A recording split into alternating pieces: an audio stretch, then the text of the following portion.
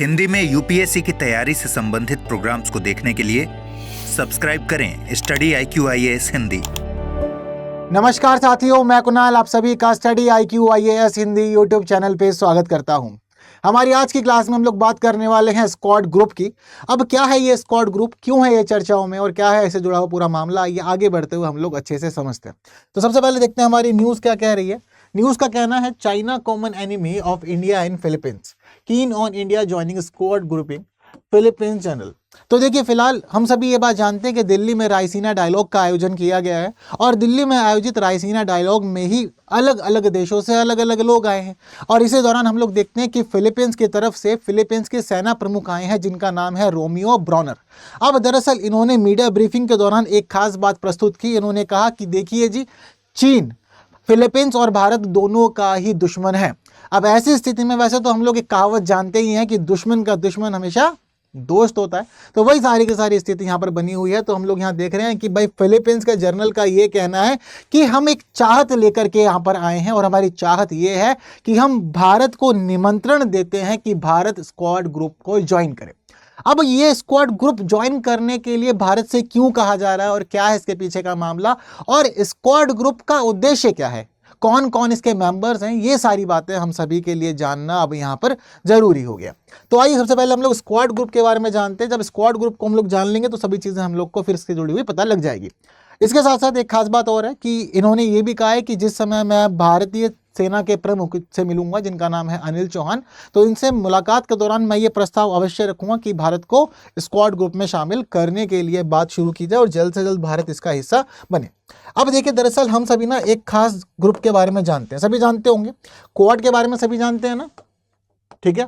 Quad एक ऐसा समूह है जिसको हम लोग लगातार 2007 से पढ़ते हुए अब तक आ ही रहे हैं, ठीक है, और आज के समय में ये बहुत ज़्यादा महत्वपूर्ण भी हो रखा है। अब क्वाड, इसका अर्थ होता है चतुर्भुज। अब ये कैसा चतुर्भुज है, तो देखिए 2007 में 4 देशों ने मिलजुल कर एक चतुर्भुज के नाम से, यानी कि क्वाड के नाम से बनाया अपना ये संगठन, ठीक है। अब ये गठबंधन दरअसल खासतौर पर बनाया गया है चाइना को काउंटर करने के लिए।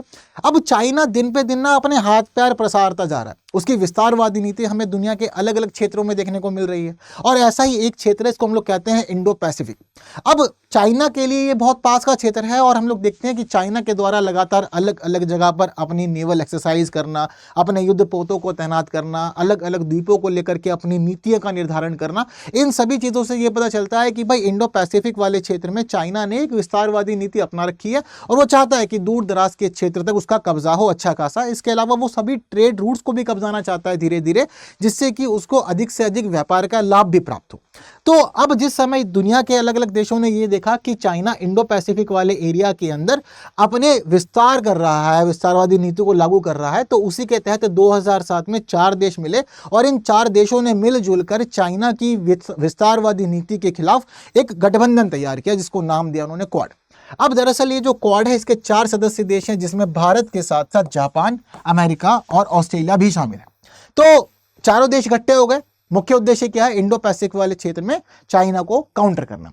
अब इंडो पैसिफिक वाले क्षेत्र में ये काउंटर तो कर ही रहे हैं। अब ठीक उसी प्रकार की स्थिति जो है वो स्क्वाड की है।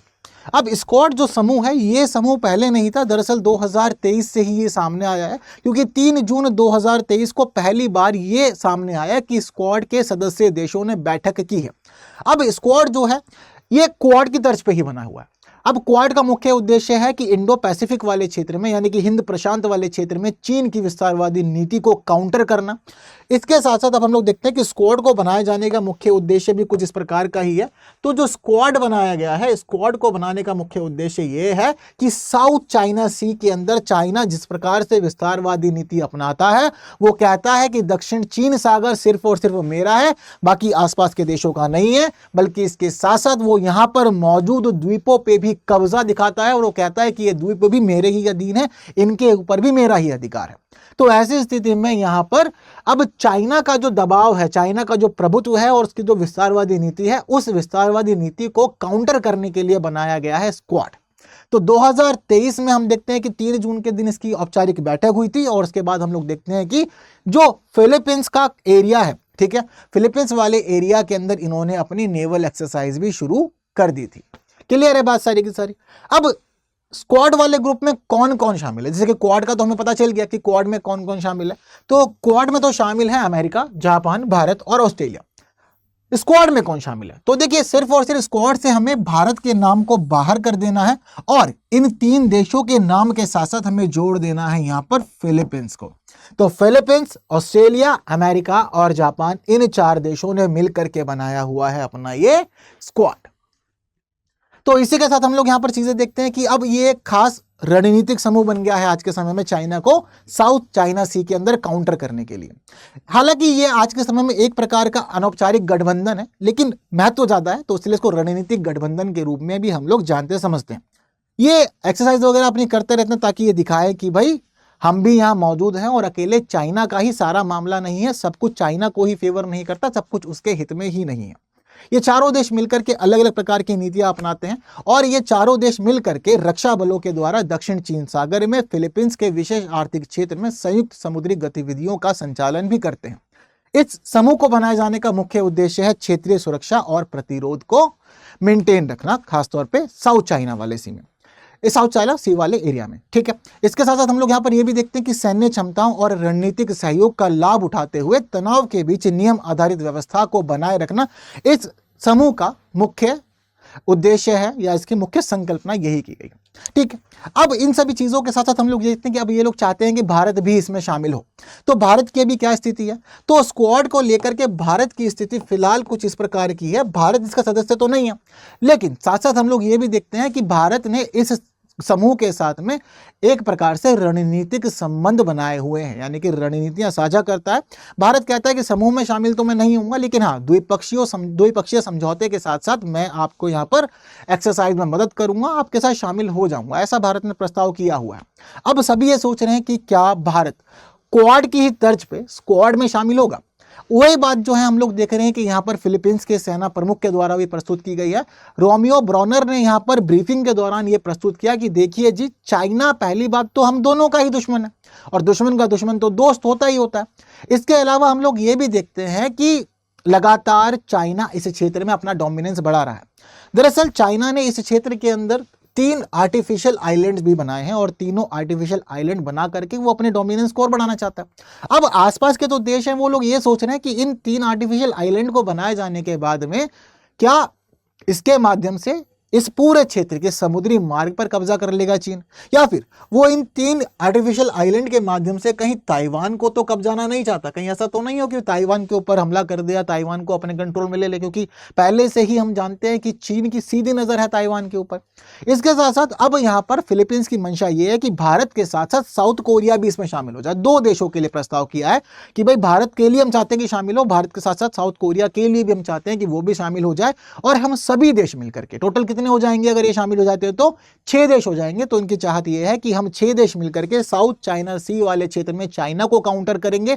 चाइना को काउंटर करने के लिए हम लोग यहां पर मिलजुल करके खुफिया जानकारी का आदान प्रदान करेंगे।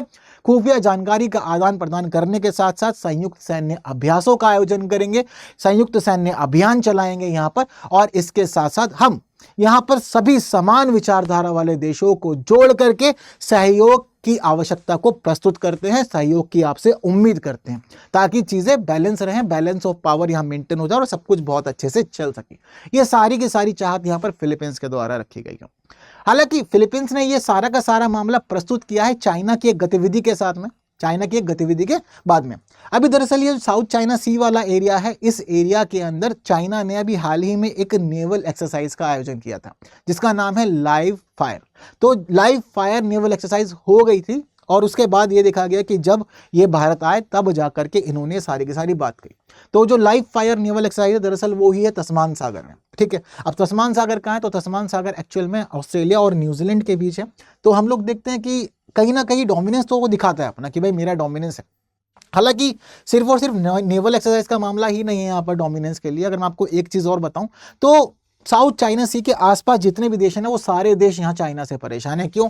अब दरअसल ये जो साउथ चाइना सी वाला एरिया है ये पूरा का पूरा एरिया एक प्रकार से ये समझिए कि कुल मिलाकर के 35 लाख वर्ग किलोमीटर का एरिया है। ठीक है, कितना है ये?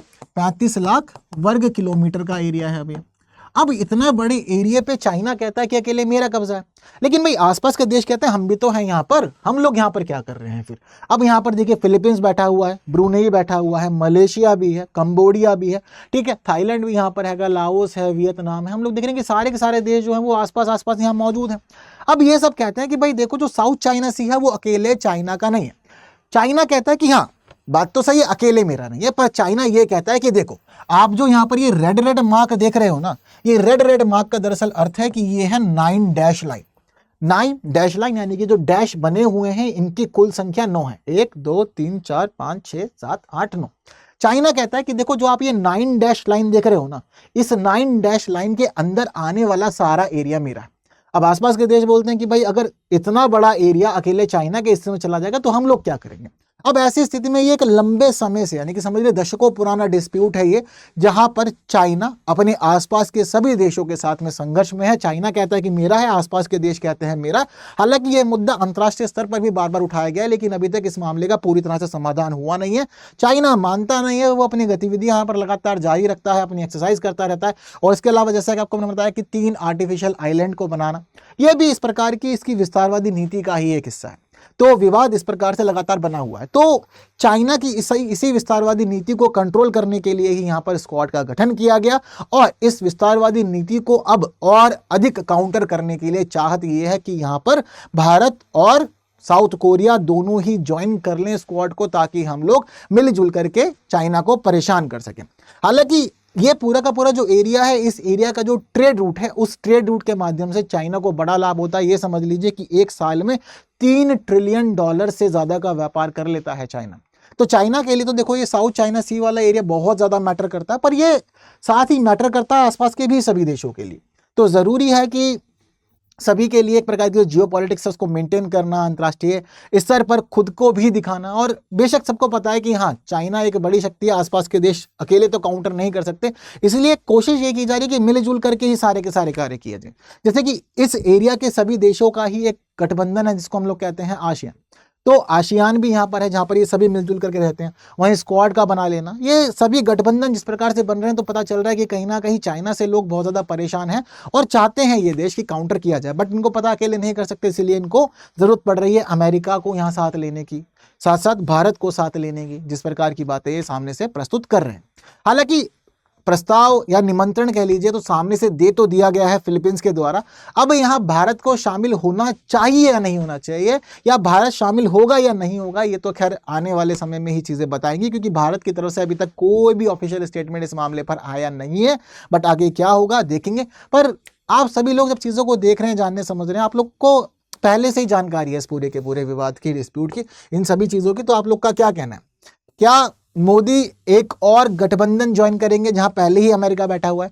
ट्रंप के साथ संबंध अच्छे चल रहे हैं, बातचीत बढ़िया चल रही है, सब कुछ ठीक है, परेशानी वाली बात नहीं है। तो कई संगठन पहले ही चल रहे हैं जहां हम लोग मिलजुल के काम कर रहे हैं। तो साथ साथ जो मेन है वो स्क्वाड है हमारा, तो क्या क्वाड के साथ साथ स्क्वाड में भी ये दोनों देश हमें साथ साथ देखने को मिलेंगे? सब चीज़ें हम लोग समझेंगे आने वाले समय में। बाकी फिलहाल आप लोग बता सकते हैं मुझे कमेंट में कि क्या भारत को ज्वाइन करना चाहिए या नहीं ज्वाइन करना चाहिए। और इसके साथ ही आज की कहानी जो है वो पूरी हो जाती है, और कहानी पूरी होने के साथ ही आप लोग के लिए ये संदेश कि स्टडी IQ IAS हिंदी हमारा यूट्यूब चैनल जो है वो मेन प्लेटफॉर्म है जहां हम लोग मिलते हैं। बाकी ये सारे प्लेटफॉर्म भी हैं जहां पर हम लोग आपस में चीज़ों को शेयर कर सकते हैं। तो बस आज की क्लास में इतना ही। अब आप लोग की जिम्मेदारी है कि इस सेशन को जितना ज़्यादा शेयर कर सकते हो शेयर कर दीजिए अधिक से अधिक लोगों के पास में, और जिन्होंने अभी तक इस सेशन को लाइक नहीं किया, लाइक किए बिना कोई नहीं जाएगा। बाकी की बातें होंगी आने वाली और क्लासेस में कुछ नए विषयों के साथ। तब तक के लिए दीजिए मुझे विदा। Thank you so much. जय हिंद। हिंदी में UPSC की तैयारी से संबंधित प्रोग्राम्स को देखने के लिए सब्सक्राइब करें स्टडी IQ IAS हिंदी।